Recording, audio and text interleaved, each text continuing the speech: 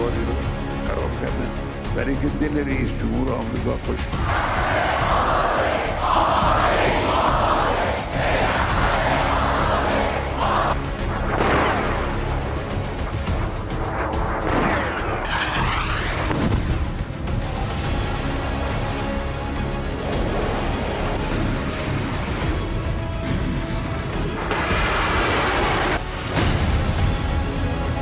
दिन दहाड़े हमले को तैयार ईरान, खामनेई का तख्ता पलट करेंगे ट्रंप।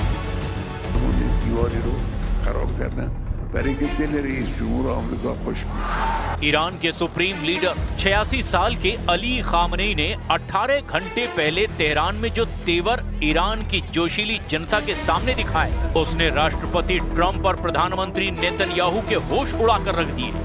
खामनेई ने एक तरफ ईरान में मारे गए हजारों प्रदर्शनकारियों की मौत के लिए जहां ट्रंप को क्रिमिनल तक कह दिया, वहीं खामनेई के सामने ही ईरानी जनता ने फारसी में ही अमेरिका इजराइल का नाश हो, काफिर पाखंडियों का नाश हो जैसे नारे लगाए। इधर खबर ये है कि ईरान को अमेरिका और इजराइल के भीषण हमलों से बचाने के लिए अब रूस और चीन ने भी एड़ी चोटी का जोर लगा दिया है। लेकिन इस पूरे बदलते घटनाक्रम की शुरुआत हम करते हैं अमेरिका के राष्ट्रपति ट्रंप और ईरान के सुप्रीम लीडर अली खामनेई के उन तेवरों से, जो चीख चीख कर कह रहे हैं कि जंग तो होकर रहेगी। جای دیگه یه مش تخریبگر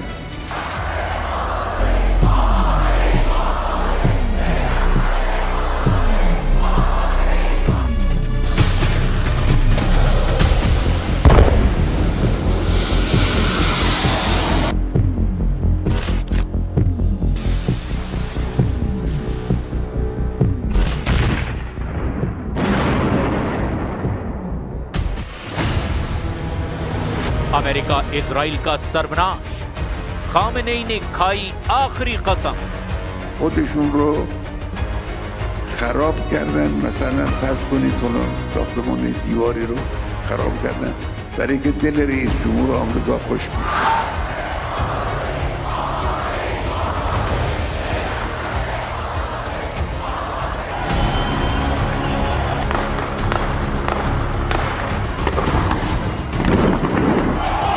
इसमें कोई शक नहीं कि 28 दिसंबर 2025 से ईरान में शुरू हुए हिंसक प्रदर्शनों ने खामनेई शासन पर बहुत बड़े सवाल खड़े कर दिए हैं।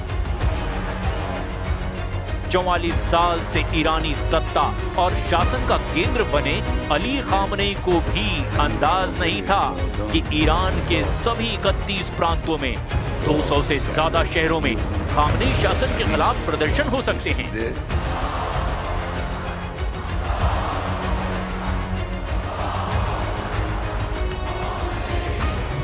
IRGC का हिंदी में पूरा नाम इस्लामी क्रांतिकारी गार्ड कोर यानी इस्लामिक रिवोल्यूशनरी गार्ड कॉर्प्स है। इसे फारसी में सिपह-ए पासदारान भी कहा जाता है।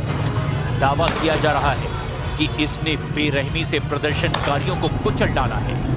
कुछ मीडिया रिपोर्ट्स का दावा है कि ईरान की IRGC के अधिकारियों ने माना है कि 5000 से ज्यादा प्रदर्शनकारी मारे गए हैं, जिसमें 50 के करीब तो सुरक्षा बल के हैं। द संडे टाइम्स की एक रिपोर्ट के मुताबिक ईरान के भीतर डॉक्टरों के एक नेटवर्क ने अनुमान लगाया कि मौतों का आंकड़ा 16,000 से 18,000 तक जा चुका है। ऐसे हालात में खामनेई शासन के खिलाफ अमेरिका और इजराइल ने हमले क्यों नहीं किए, वो भी एक बड़ा सवाल है।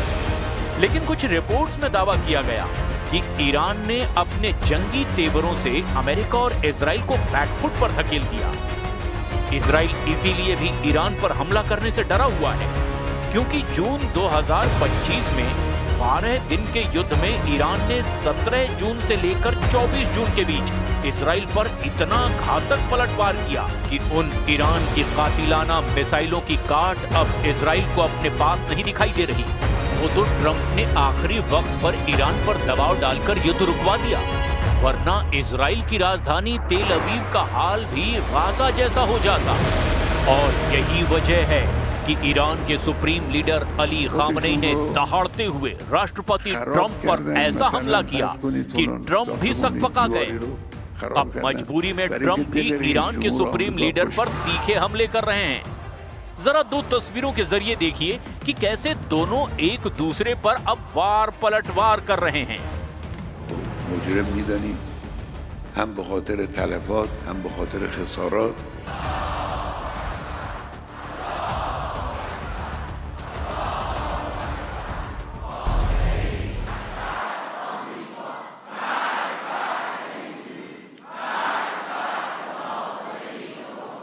تو این فتنه همین عوامل نادان و ناآگاه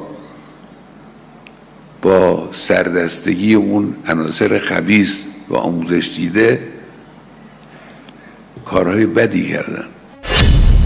ईरान का operation true promise 4 US Israel पर हमले की तैयारी। इजरायली प्रधानमंत्री नेतन्याहू और राष्ट्रपति ट्रंप के बीच हाल के ही दिनों में मुलाकात हुई।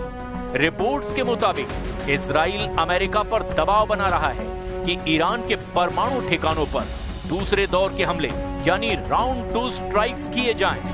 ईरान का आरोप यह है कि प्रदर्शन इजराइल और अमेरिका की खुफिया एजेंसियों की बड़ी साजिश के तहत ईरान में हो रहे हैं और ये हिंसक प्रदर्शन उन्हीं के इशारे पर है। लेकिन साथ ही साथ ईरान ने अपनी जंगी तैयारी में भी कोई कोर कसर नहीं छोड़ी है। आप जरा देखिए, ईरान का ऑपरेशन ट्रू प्रॉमिस 4 अगर इजराइल और अमेरिका के खिलाफ होता है तो ईरान कौन कौन सी मिसाइल और हथियारों का इस्तेमाल कर सकता है।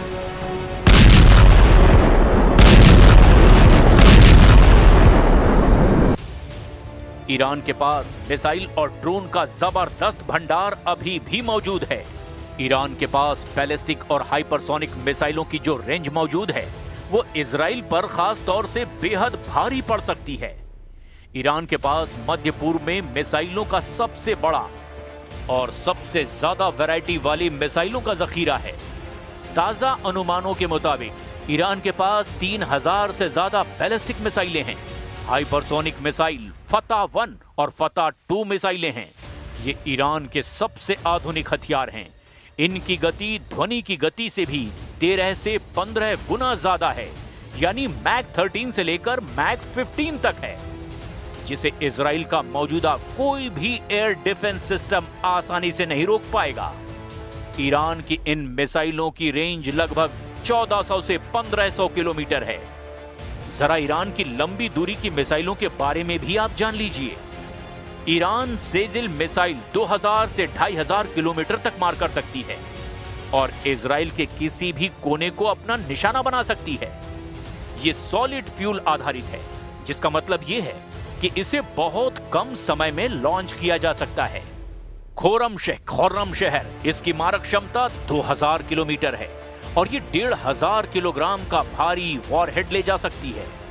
सटीक मार करने वाली मिसाइलें खैबर शेखन जिसकी रेंज 1450 किलोमीटर है और ये अपनी फुर्ती के लिए जानी जाती है, जो दुश्मन के रडार को भी चकमा दे सकती है। ईरान को ड्रोन सुपर पावर माना जाने लगा है। खास तौर से रूस यूक्रेन युद्ध में इसके ड्रोन्स ने शानदार प्रदर्शन किया है। शाहिद 136 इसे कामिकाज़े यानी कि आत्मघाती ड्रोन भी कहा जाता है। यह आकार में छोटा और सस्ता है, लेकिन 2000 से 2500 किलोमीटर की दूरी तक ये अपने टारगेट से टकराकर धमाका कर देता है। मोजर 10 ये ईरान का सबसे उन्नत ड्रोन है, जो 24 घंटे लगातार उड़ान भर सकता है और 300 किलोग्राम तक के बम या फिर मिसाइल ले जा सकता है। इसकी रेंज 2000 किलोमीटर है। शाहिद 107 ये एक नया टोही और हमलावर ड्रोन है, जिसे विशेष रूप से स्वार्म अटैक यानी कि दर्जनों ड्रोन का एक साथ हमला करने के लिए डिजाइन किया गया है। ईरान की क्रूज मिसाइलें पावे बेहद खतरनाक मानी जाती हैं, जो 1650 किलोमीटर तक मार कर सकती है और बहुत कम ऊंचाई पर उड़कर रडार से बच भी सकती है। ईरान का सुपर कैविटेटिंग टॉर्पीडो हूट पानी के नीचे 360 किलोमीटर प्रति घंटे की रफ्तार से चलता है, जो दुनिया के किसी भी युद्धपोत के लिए बहुत बड़ा खतरा है। ईरान ने अपना खुद का पावर 373 विकसित किया है और दावा है कि ये रूस के S-300 से भी बेहतर है। We are engaged in a full-scale war. Right now, the enemy has placed most of its hopes on knocking us down through economic pressure. You cannot conquer a nation with bombs, fighter jets, or missiles. To defeat us, they would have to come and face us on the ground. And if they were to confront this nation on the ground, if we remain determined, united, and committed to working together to make our country proud, it would be impossible for them to bring Iran to its knees. अब देखना ये होगा कि अगले 24 घंटे से 48 घंटे के अंदर ईरान और अमेरिका इजराइल के हमलों से निपटने के लिए आखिर क्या-क्या करते हैं।